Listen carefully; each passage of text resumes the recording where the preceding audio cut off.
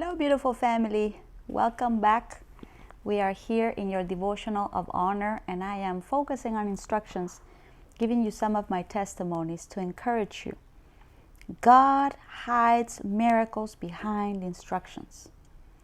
And the word instruction, like I said, it's not like a, military kind of thing. No, it's not like that. But if you treat it in the sense of being such an important experience.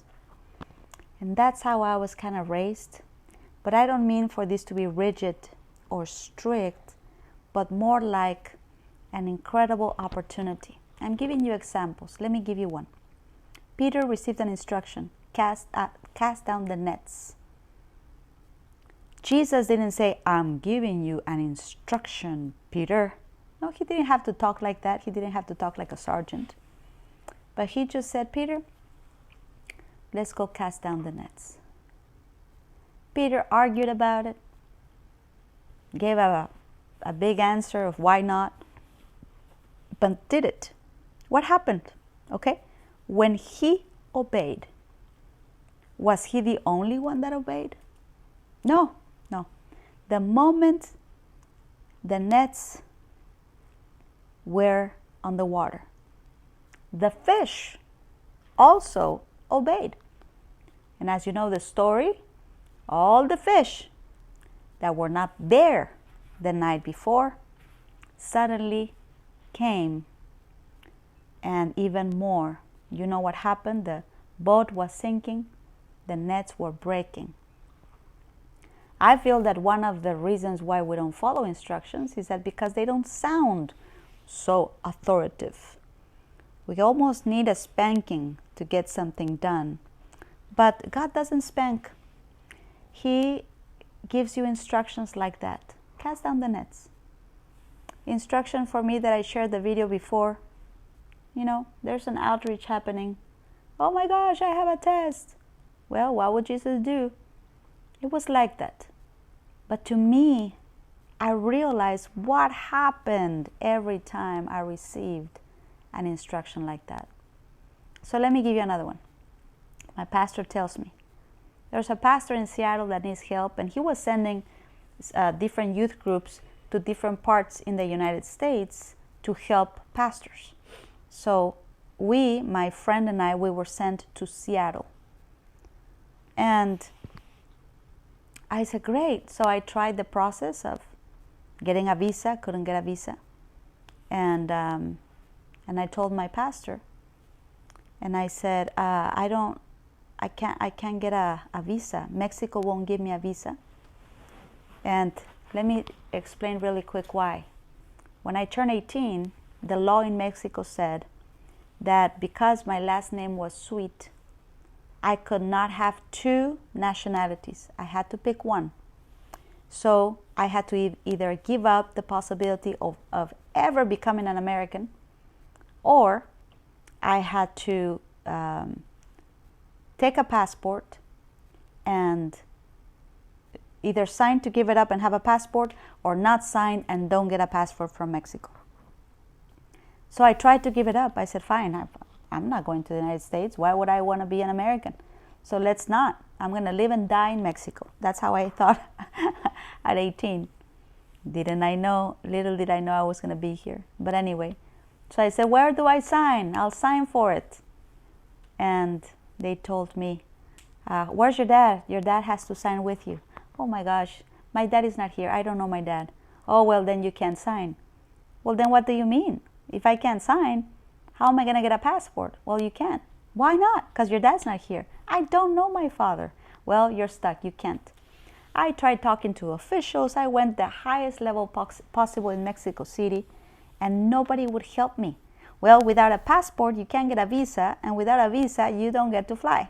So I went back and told my pastor, I could not receive a passport. I'm so sorry. I can't go to Seattle. He looked at me and he said, am I your pastor, Anna?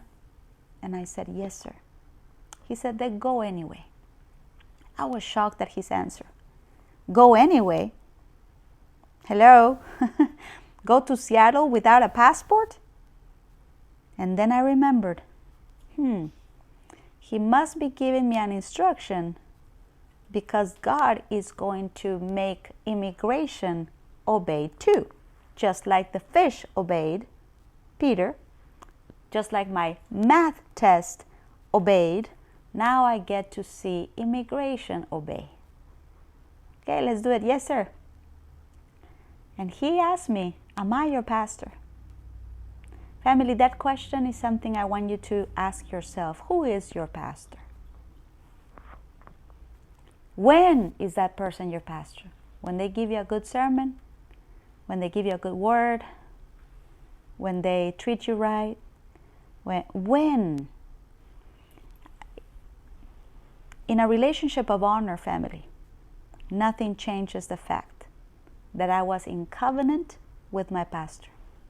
And nothing will ever change that, no matter what. So I went.